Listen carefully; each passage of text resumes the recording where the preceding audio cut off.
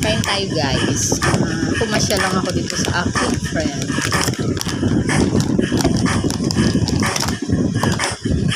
Isang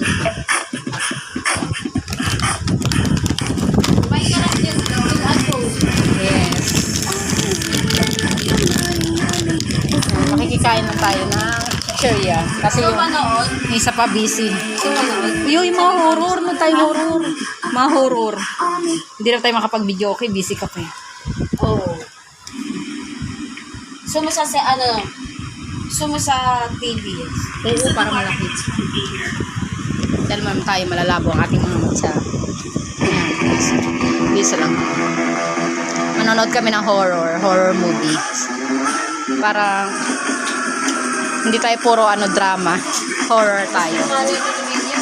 Hindi ko na ako pambili ng motor namin.